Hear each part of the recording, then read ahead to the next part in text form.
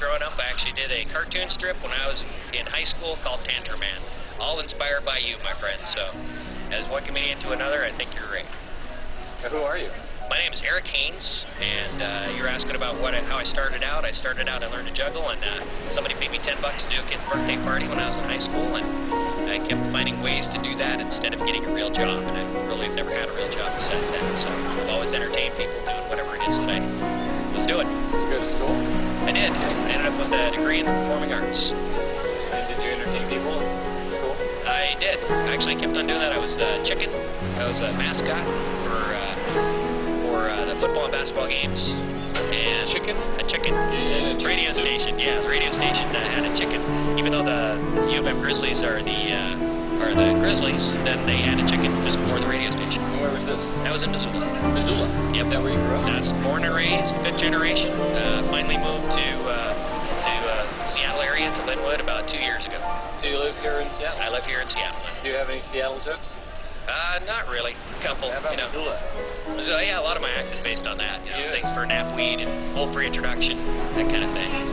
How about the songs? Are you a singer too? I'm a singer too. Singer, and I write all the songs for the show. Rock and roll band? Oh, no, nothing like Nothing that. like that. I'm not good enough for that. I'm good enough to do what I do with my stuff, but you wouldn't want to hear me butcher other people's material. I'm good at butchering my own material, but not other people's. Where do you get your inspiration? A lot from my kids. How many kids? 2. Twins are 5 years old. You have a wife? I do. Been married 13 years. A long time. It is. And she's very good about this kind of thing. She doesn't like me being gone, but she's been very good, very supportive all these years. Kids' names? Luke and Sarah. So boy and girl. Boy and a So girl. they're fraternal. They're fraternal twins. And they can't be identical if they're different sexes. That's correct. Yeah. Well, the audience may not know that. Yeah, a lot of people don't know that. I mean, the people at the go. Boys and girls is different. How would you inspire other people to get in this business? I mean, this is a business that you want other people to. To do this, it's got to be one of those things, kind of the sawdust in your blood. That's what the circus people say, and that's really true. You just got to fall into it. It's something that you can't picture yourself doing anything else. If you're not dedicated that way, then I think you're out of luck. There's too much driving and not enough pay until you get a little bit higher up on the echelon, then it starts to pay off. So where do you think you are right now on the echelon? I'm kind of middle of the road. How long have you been doing this? Full-time since 1995. 1995. Yeah, so 10 years. 10 years. 10 years. Where do you like to be 10 years from now? I'm not sure. I'd like to do some work with video and do some different things and some sketch comedy. When you say video, what are you talking about? Using video during a show, having comedy bits like you'd see on The Daily Show or something like that, where they're projected up during the show, and having things that where you do like a documentary of going out and seeing what the different gigs are that people actually, situations they end up in. There's some wild stuff that goes on when you're on the road. There just is.